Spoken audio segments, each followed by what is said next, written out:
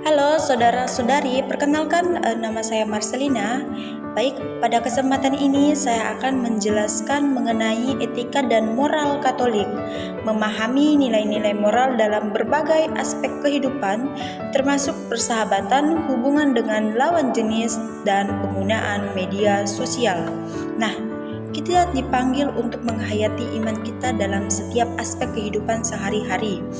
Etika dan moral Katolik bukan sekadar serangkaian aturan yang membatasi, melainkan jalan menuju kebahagiaan sejati yang dirancang oleh Allah bagi kita melalui persahabatan, hubungan dengan lawan jenis, dan penggunaan media sosial. Kita dapat mewujudkan kasih Kristiani dan menjadi saksi iman di dunia modern.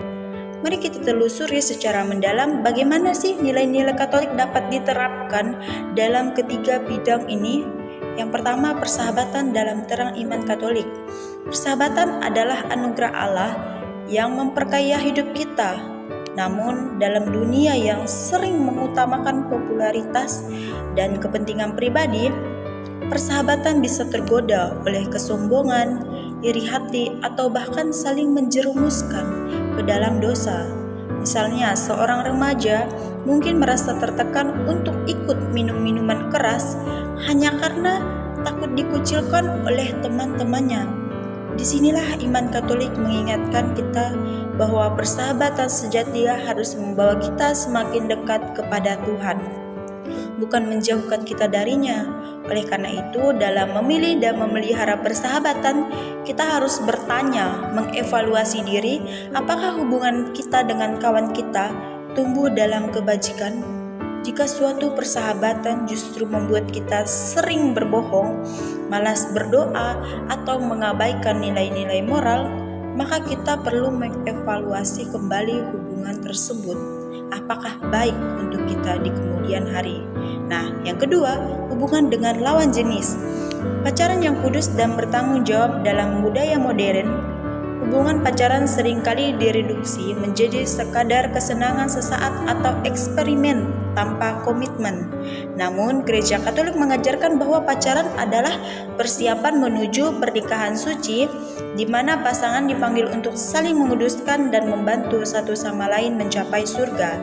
Sebagai contoh konkret membayangkan sepasang muda-mudi Katolik yang sedang berpacaran, alih-alih menghabiskan waktu berduaan di tempat sepi yang bisa menimbulkan godaan, mereka memilih untuk berkencan di tempat umum, ikut kegiatan gereja bersama, atau bahkan melayani sebagai relawan.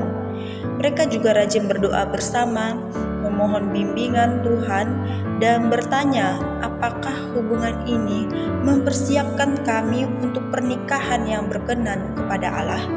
Nah, pacaran Katolik juga harus melibatkan keluarga dan komunitas iman, bukan hanya berpusat pada diri sendiri.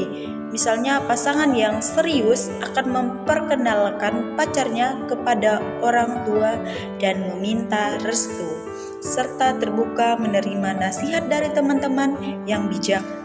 Jika suatu hubungan justru membuat kita menjauhi doa, sering melanggar hati nurani, atau hanya berfokus pada hal-hal fisik, maka kita perlu berhenti sejenak dan berefleksi. Apakah ini benar-benar cinta yang tulus atau hanya nafsu yang terselubung? Nah, yang ketiga itu penggunaan media sosial yang menghidupi nilai-nilai Kristiani. Media sosial telah menjadi bagian tak terpisahkan dalam kehidupan modern saat ini.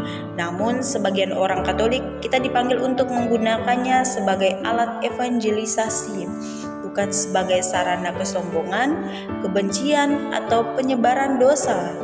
Contohnya, menjaga kesopanan dan martabat, yang dimana tidak mengunggah foto yang tidak pantas atau mengomentari penampilan orang lain dengan kata-kata kasar. Ingatlah bahwa setiap orang adalah citra Allah dan kita harus menghormatinya bahkan di dunia digital.